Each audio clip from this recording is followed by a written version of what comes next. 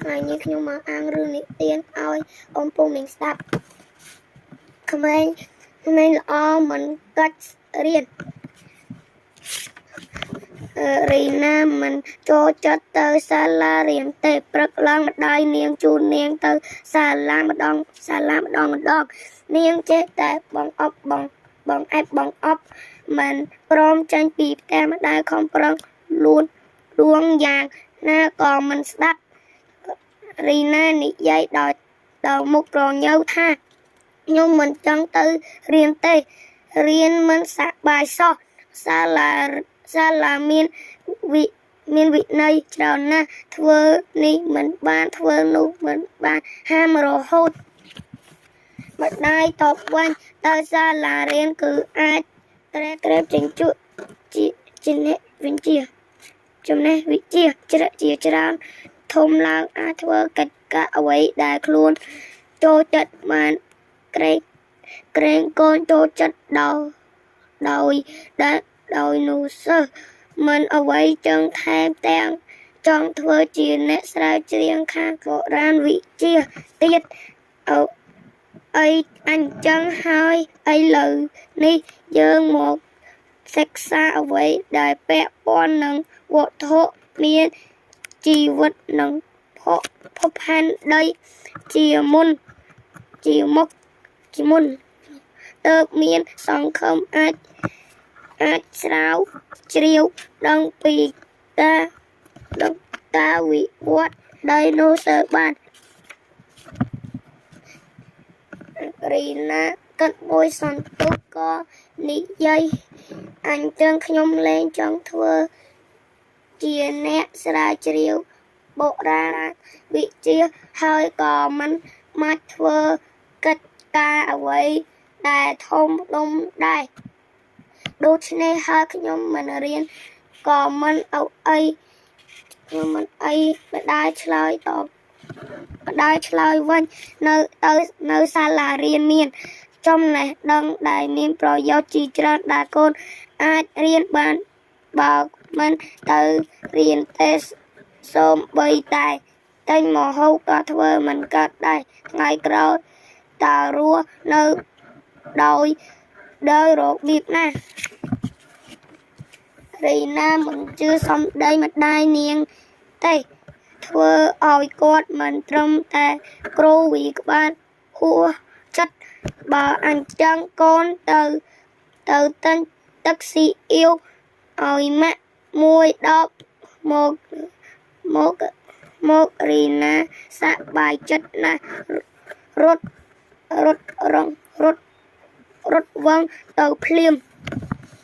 មកដល់ធ្វើដាក់អេវ៉ាន់ក្នុងហាងរីណាក្រឡេកឆ្វេងក្រឡេកស្ដាំរកមើលលិចទៅចុះមួយណាទៅជាទឹកស៊ីអ៊ីវនោះនាងមិនដឹងទេនេះមកពីនាងមិនចេះអានអក្សរនៅលើដបទៅពីបែបនេះរូបពេចនោះនាងក៏នឹកឃើញថាទឹកស៊ីអ៊ីវគឺមានពណ៌ត្នោតចាស់ចៃដន្យនាងក៏ក្រឡេកឃើញដបស្រាសម្រាប់ធ្វើម្ហូបមួយដបដែលមានពណ៌ត្នោតចាស់ដូចគ្នានាងត្រេកអរណាស់ស្រវាយកមកមើលនៅលើមានអក្សរធំតែនាងមិនចេះអានទេក្នុងចិត្តគិតថាមួយដបនេះប្រកាសជាទឹកស៊ីអ៊ីវមិនខាតហើយនាងក៏ទៅគិតលុយហើយប្រញាប់រត់ត្រឡប់ទៅផ្ទះចង់អួតម្ដាយពីភាពពូកែរបស់ខ្លួនឯងរីណាហត់ដបដែលនាងយល់ថាជាទឹកស៊ីអ៊ីវឲ្យម្ដាយនាងជ្រុលចិញ្ចើមចង់អុលដៃ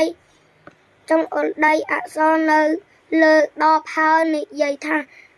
ក កូនទិញខុសហើយនេះគឺជាស្រាសម្រាប់ធ្វើម្ហូបមិនមែនជាទឹកស៊ីអ៊ីវនោះទេបើកូនចេះអានអក្សរកូននឹងមិនទិញខុសអញ្ចឹងទេម្ដាយនិយាយបន្តបើកូនមិនចេះអានសាលាកូនមិនទៅសាលារៀនកូននឹងមិនចេះអានអក្សរជីកឡាននឹងមិនចេះអានឈ្មោះតែដៅឈ្មោះចំណុះបើកូនមិនចេះអានមិនចេះសរសេរអក្សរកូននឹងមិនអាចឆ្លើយតបនឹងសារដែលមិត្តភ័ក្តិផ្ញើឲ្យមកមិនចេះគិតលេខពីពេលចាញ់របស់លេខកូនក៏មិនចេះគិតលុយគេឲ្យគេឬសំដីម្ដាយរៀបរាប់ហើយរីណាបានត្រឹមតែក្បាលធ្វើមុខតក់ស្លុតយ៉ាងខ្លាំងទេខ្ញុំមិនចង់រស់នៅពិបាកស្អីក៏មិនចេះអានស្អីក៏មិនចេះអានបែបនេះទេខ្ញុំទៅរៀនវិញហើយលេបលាអំពូមីងសូមព្រះប្រទានពរ